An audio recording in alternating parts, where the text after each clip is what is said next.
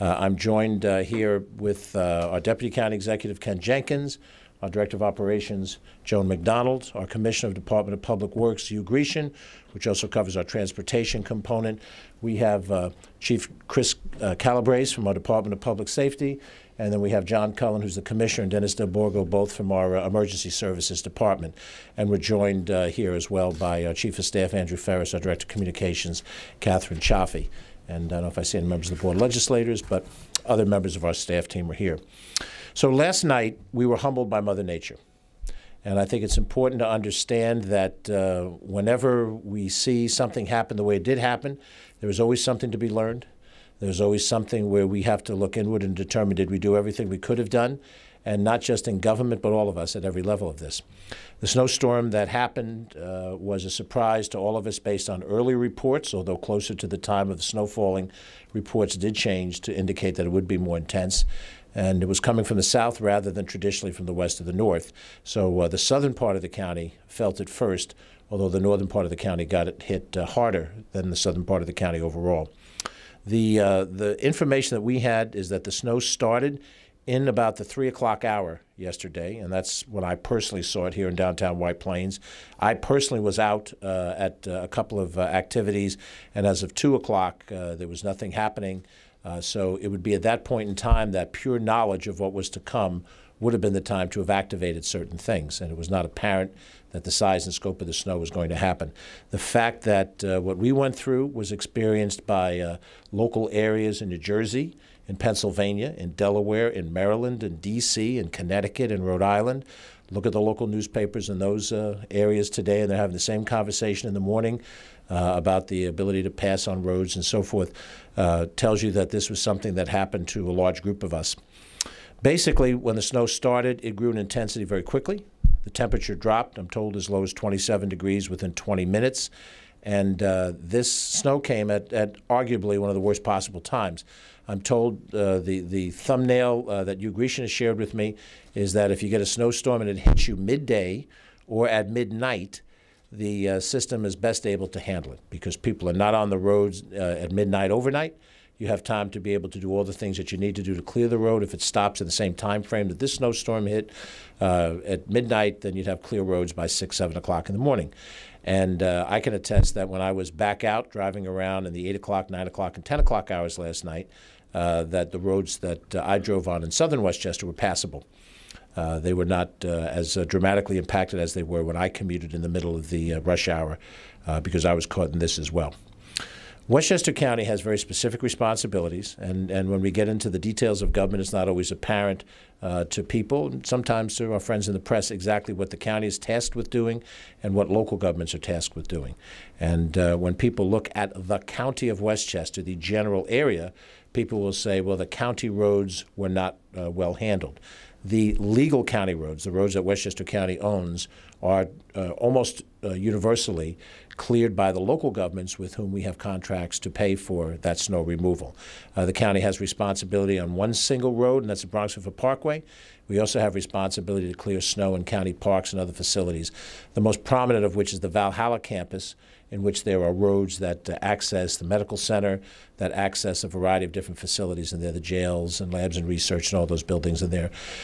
We also have responsibility to clear our parking lots, although most of those were not occupied during the snowstorm.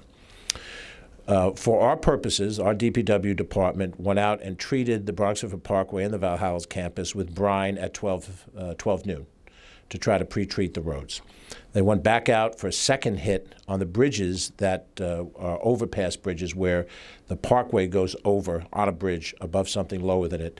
Think in terms of the area in Scarsdale before you reach Crane Road going north or just after Crane Road when you're coming south, where the newly constructed bridge goes over a certain amount of area. And then there are smaller culvert bridges in the Garth Woods area and then elsewhere throughout the Parkway. Those bridges were treated with salt within an hour prior to when the snow began to fall, which is sort of standard operating procedure. The speed with which the snow hit made it very difficult for all response on snow, not just what the county is responsible for, but every town and village and city which is responsible for their own services on their roads, in addition to the ones that we contract for, and also the state of New York, which has responsibility for the interstate system, just to list them, the New York State Thruway, which is both I-87 in the western part of the county and I-95 in the eastern part of the county, I-287, the main link across the county, and I-684, the main link from the northeastern corner of the county down to the center of the county. Those 4 roads are state responsibility, as are the Hutchinson River Parkway, the Sawmill River Parkway, the Taconic Parkway, and the Cross County Parkway. So the county has responsibility for snow removal directly on the Bronx River. Those other ones, plus the interstates, are state responsibility. All the other roads are local. When we saw this across-the-board problem that we had, and then you look back up at a 10,000-foot view and you realize that this problem existed basically from Boston to Washington, D.C., you realize that the timing of the storm is the single biggest reason why you had the situation you did. And from my own personal experience, it took me 1 hour to go from this building to Rye Brook, right in the vicinity of where the Hilton Rye Town is.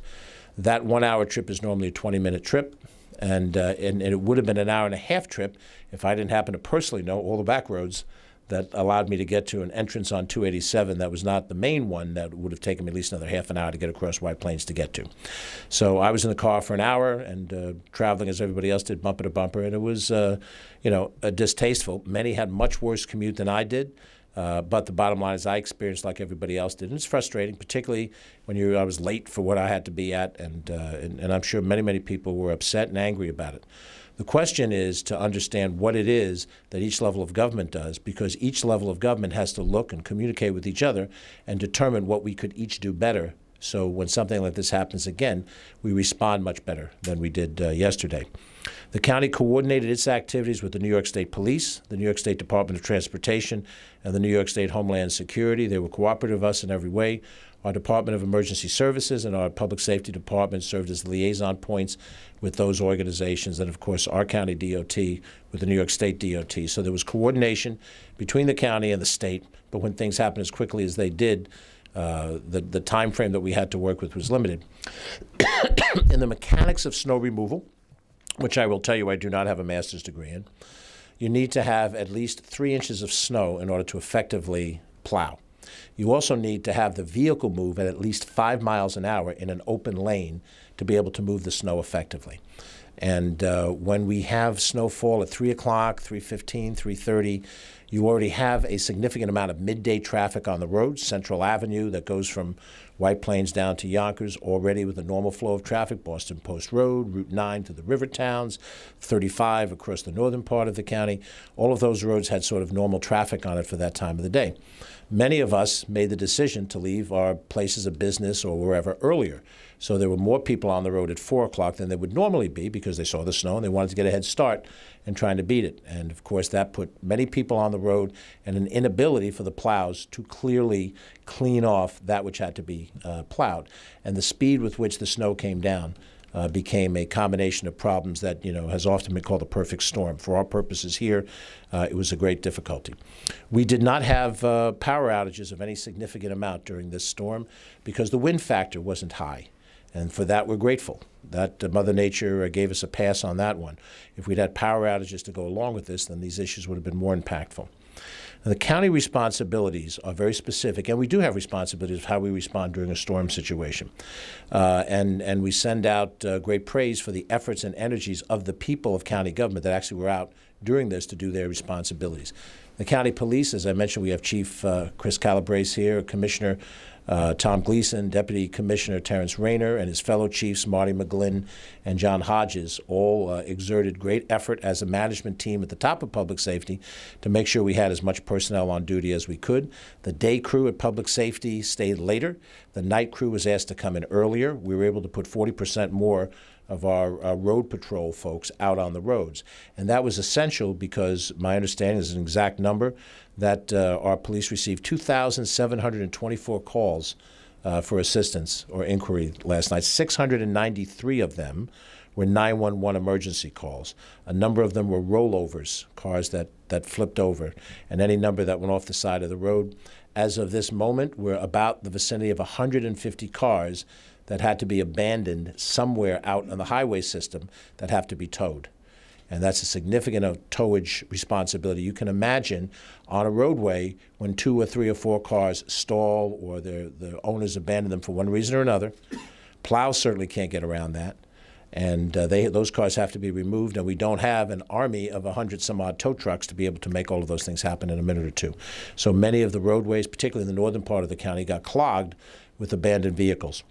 The nature of the road service was that our county police were able to help individuals get out of complicated or compromised situations. And the most important story of last night into today is there was no loss of life. And that ultimately is the most important thing to be concerned about. There was inconvenience, there was damage to property with many of the car accidents that happened out there, but there were no loss of life, and for that we're all very grateful. Our responsibility through the Department of Transportation is to operate the Beeline bus system. And the Beeline bus system stayed in operations last night, but was impacted by the very same things on the roadway that impacted individuals of us as we drove around ourselves, trying to get from point A to point B. Buses were unable to meet existing schedules. We did move over to a snow route strategy, which takes us out of some of the steeper inclines on certain routes.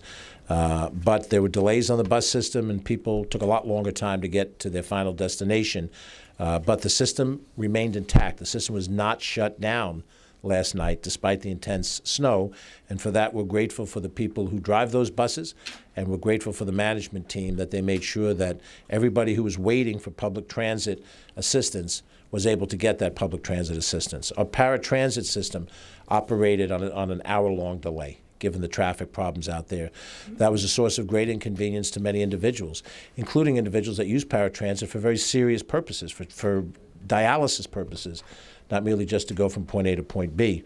But the bus system continued on. Now, this morning, because we did not get a full complement of drivers to come in for their reasons, and you would imagine the ability of the drivers to get here, having gotten home, there's a number of number of routes that were not in service today. Route 34 Hartsdale, Route 39 in Hartsdale, Route 65 in Scarsdale, and two Mamaroneck-Larchmont routes, bus routes 70 and 71, are not operating this morning. There are some limits to the service on all other routes in the system. And many of the bus drivers had difficulty last night. We have reports of a jackknife articulated bus trying to negotiate an incline. And those things happen when you're out on the roads. We're all drivers, and we all know exactly what we face when we're driving into these conditions. And it's not only what we can control, but it's what the other driver does and how we react to the other driver that could put us in a compromised situation. When you're driving a bus as heavy and substantive a vehicle as it is, to stop on a dime is not possible. To negotiate a curve is not always easily possible. So the fact that there were no serious accidents within our bus system last night is something also that we're very grateful for. But again, we're at modified service today on our Beeline bus system. Tomorrow, of course, is a Saturday where we normally have a different list of service. Obviously, we expect to give full Saturday service tomorrow with all factors being equal. Our county airport, also falling under the Department of Transportation, stayed open. Individual carriers made decisions to cancel flights, and generally speaking, if they had equipment that didn't come in as an arrival flight, then those flights did not take off. So therefore, there were cancellations on takeoffs and on those that were bound in. Most of the commercial flights did not fly last night. Many of the corporate or general aviation flights did, in fact, land, and so the airport was open. It accommodated as much as it could during the normal operating hours throughout the snowstorm. The reports of those individuals who might have been stranded at the airport, we don't have a hard number on that. Obviously, people who went to the airport expecting a flight out and did not find it, and did not have the ability to return to where they were previously or find safety at one of our local hotels, were put in the worst position of all. And if they're out-of-town guests, that it's even more problematic. But that's what happens when you have something happen this quickly and this intensely that makes that impact. Our DSS, Department of Social Services, has a responsibility in a snowstorm to make sure that our shelters accommodate as many people as possible. Our shelters in Yonkers, Peekskill, White Plains, and Mount Vernon were all at or near capacity and accommodated as many people as could be accommodated in the circumstances. The temperature did not reach near zero temperature, which often happens in the heart of the winter. The snow made movement difficult. But it certainly was cold enough for those shelters to operate at full capacity, and we were able to accomplish that. Our Department of Environmental Facilities operates 7 wastewater treatment plants, commonly called sewer treatment plants. And in issues of heavy snow or heavy rain, we're concerned about the volume of water that goes in with the sewerage into the plant. And if the plant is overloaded with water and can't hold it and treat it before discharge into the Long Island Sound of the Hudson River, we may have a problem in that area. That did not happen last night. We were able to continue our sewer treatment processes effectively. There was no discharge of raw sewage into either the Sound or the river, which could have been an outcome were circumstances different. And we credit our professionals at each of those different plants for making the decisions necessary to keep the system running and operating. With all of the local governments that have snow removal responsibilities all over the ballpark, they had their challenges to make. If you look at the topography of each community, each one is very different. Yonkers is a very large community. It's a city with topography that's difficult. You have lots of dead-end streets in a place like Yonkers. Snow removal under the best of circumstances is difficult and made more difficult by the speed and the time frame of the snow. Some of the smaller communities, the Larchmonts of the world, relatively flat, relatively small, larger sized streets, no on-street parking for the greater extent, and that village was able to respond, within the parameters of what was available to them. There was one emergency declaration that was made last night. The city of Mount Vernon declared an emergency and reached out for some assistance, which was provided, I believe, by the state level of government for their needs in their community. The other communities dealt with those situations as best as they could. As I said, I had an opportunity on 2 separate occasions to drive through a number of different towns and communities. I went through Scarsdale and New Rochelle and Mamaroneck, Rye, White Plains, and observed that by 8 o'clock, 9 o'clock, things had stabilized reasonably well. So the intensity and the impact during the rush hour is what framed the problem. And under normal circumstances, again, if this had happened at a different time of the day, we might have had a better result. Let me just see if there's any other key points that I want to mention. Okay, thanks. I think we basically have covered most of the facts of what we had to deal with. The sections of the county that are not subject to governmental control, our hospitals, our independent entities all seem to function well. Since we didn't lose power, we didn't concern ourselves with what might have happened with a power outage with nursing homes and hospitals, things of that nature. So I think on balance, we were humbled. We learned a good lesson about advanced preparation. I think everybody made a decision sort of casually on the basis of when you're going to leave and found out that they were walking into a much greater intensity and difficulty in transportation from wherever they were to where they were going. I also think it's important, as a final comment, we'll open it up to questions, that people understand that government is a societal mechanism to try to solve problems to the best of our ability. There is never an effort to try to project perfection or to try to project that somehow we have an all-knowing ability to accomplish in the face of whatever Mother Nature throws us. We are all practical and fallible human beings that respond to the challenges of the moment at the moment that the challenges are made manifest to us. For those out there who had a perfect understanding of what was about to happen, they're very few and far between. But to those people who predicted something and would have liked to see us do certain other preemptive actions in advance, we'll certainly have that dialogue. We intend to be on the phone today with the local DPWs, have a discussion about how things happened and things that we can do to share in the future. But I do think that we as Americans are a tougher people than sometimes it seems. I think perhaps personal observation that we certainly in our declaration have the right of life, liberty, the pursuit of happiness. And I think sometimes we also want to stand up by the right of complaining. We have a right to do that. We have a right to express our unhappiness over things. And I'm sure all of you saw examples of that over the last 12 hours or so. But the real test of a society, not a government, but of a society, is our resiliency. How do we handle ourselves when things are adverse? And I think what I saw last night in the main was that the people of Westchester, not just the governments of Westchester, but the people of Westchester are mature, responsible people who dealt with a difficult incident, dealt with it well, and soldiered through what was an uncomfortable commute and an awkward ability to get home to be with loved ones and families at the end of the night.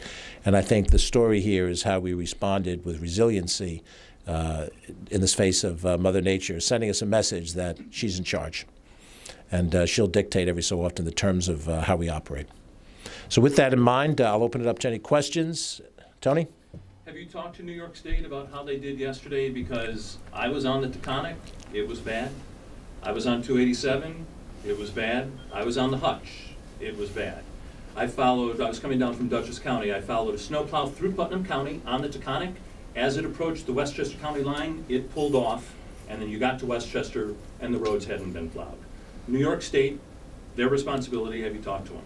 We have a call-in and a conference call scheduled for a little bit later today in a individual situation to review New York State and how they responded to these things. Like you, I was on 287 during this time frame and I-95 and saw those problems. And I suspect that New York State is going to respond back with some of the same parameters of what we've talked about. The fact that it may have been done better in Putnam or Dutchess and what the deployment of resources are will be part of what our discussion will be going forward. You talked about the timeline of when it started to snow. So my son goes to New Rochelle High School where the students take the Beeline bus to get home. Mm-hmm. He normally gets on the bus at about 10 minutes after 3. The bus wasn't there at 10 minutes after 3, which is right when it started to snow. At 10 minutes after 4, the bus still wasn't there. So he walked home. It took him an hour. So are you talking to Beeline about why the buses weren't at New Rochelle High School when, in fact, the storm had just started at about the time that they were supposed to be there? Well, in that specific instance, we'll investigate it. Hugh Grecian will make a note of it, and we'll find out what happened in that particular situation. If anybody else has a case where a scheduled bus wasn't where it should have been at a certain time prior to the snow falling, then we want to know about it. And we'll investigate the specific route, the specific drivers that were assigned, and what exactly happened. What I saw over the course of the evening was the Beeline bus system operating, Tony, as close to on time as they could, but what you're describing is what happened prior to that, and we'll try to get an answer for you in that specific instance. Thank you. Jonathan. Is there anything realistically that you can do, or do you feel there's anything that you should do to hold some of these local municipalities responsible for potentially not pre-treating roads, or maybe not taking this storm as seriously as they could? Well, I don't know that I automatically start out with they didn't take it seriously or they didn't pre-treat the roads. Someone who would look from the outside would not necessarily know that we pre-treated the Bronx River Parkway. They wouldn't necessarily know that we sanded the bridges unless they happen to go over that bridge. And so they might draw the same judgment about the county. What did you guys do? You did nothing. So I think the prudent thing for us to do, this is now the morning after the night before. We've had a very short period of time before having this availability. Clearly what we intend to do is have dialogue with all of the municipalities. There are a lot of them. It's 45 municipalities. Not all of them have direct local services, maybe in the vicinity of about 40 of them, and have a dialogue and most likely a meeting probably early next week where we review what communities did what and what kinds of circumstances we dealt with. But I think it's fair to say that every community, I can't think of a community where somebody said, my community was great. We had no problems, and for that matter, in the region. I haven't heard that everybody said Ridgewood, New Jersey was great, or Danbury, Connecticut worked perfectly, or Elkton, Maryland did it right. This was something that seemed to catch everybody in a position of not expecting it to be as intense as what it was.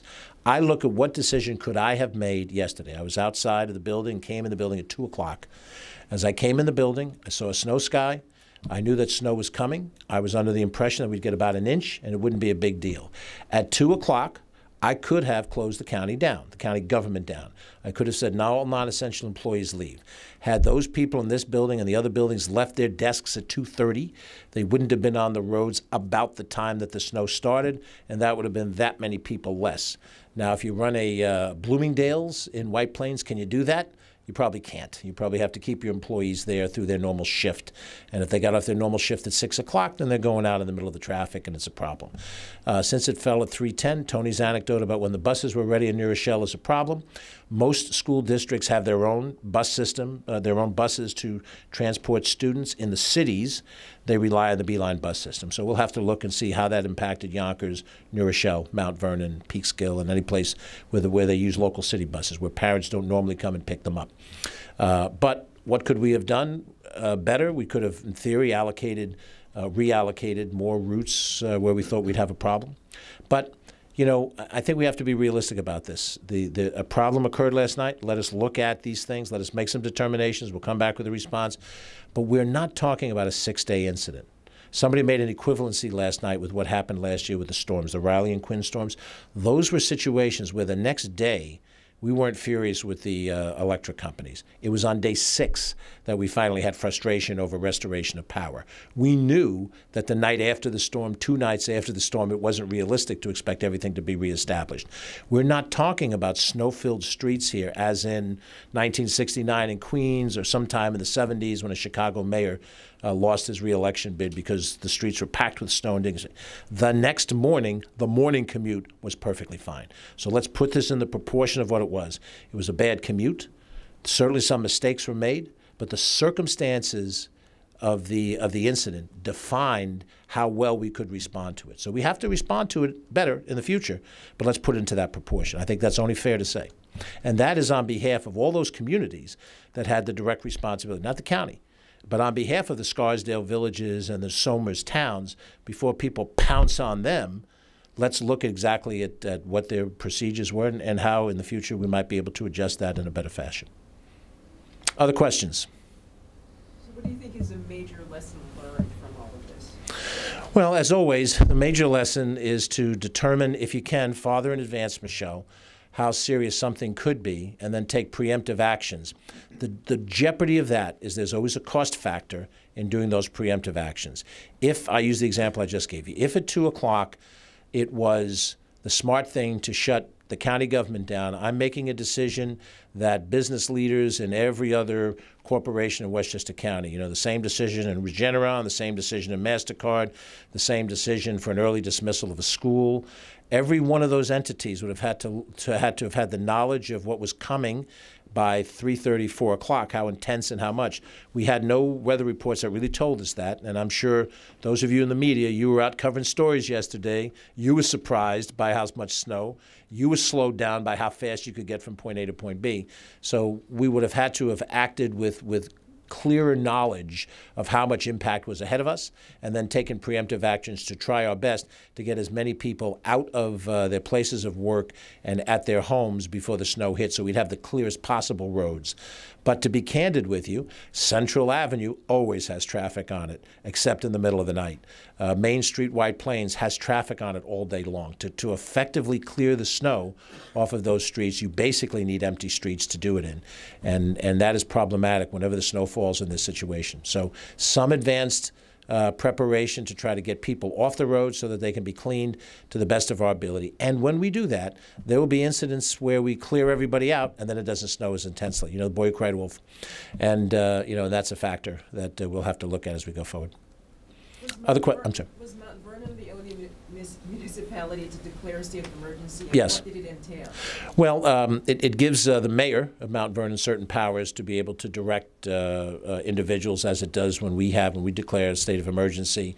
And depending on the basis for the emergency, if our state of emergency is an incident at Indian Point, then we as a county government have the power to order schools and other entities to shut down or evacuate an Indian Point emergency.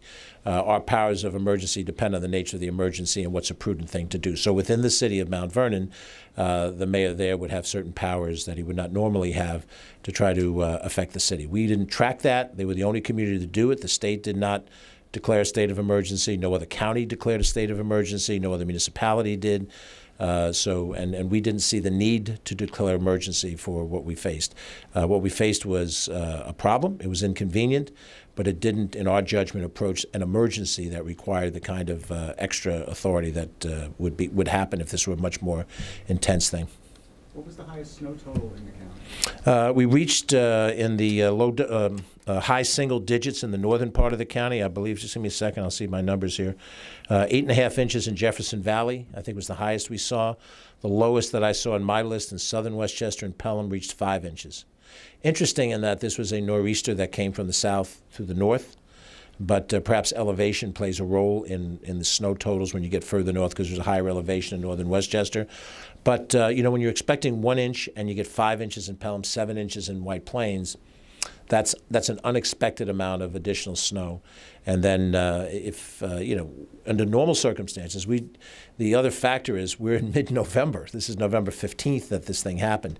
If we were in January 15th, we'd had some snow previously, and we knew we were going to get some snow the next day or 2 or 3 days later, the whole mindset of us as individuals would be different. The fact that this hit as early as it did, I think, caught individuals unawares as well. So the level of snow may not be overwhelming, like 20 inches of snow, but 7 inches of snow when you expect no snow or a light dusting creates a certain perception.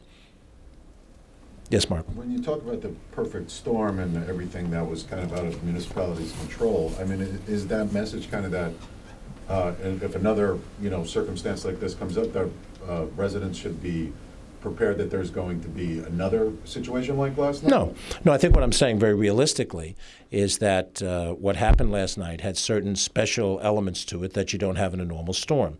The timing of the storm and the intensity, the speed with which the snow fell. We are having discussions about how do we respond better to it, but the level of expectation is different.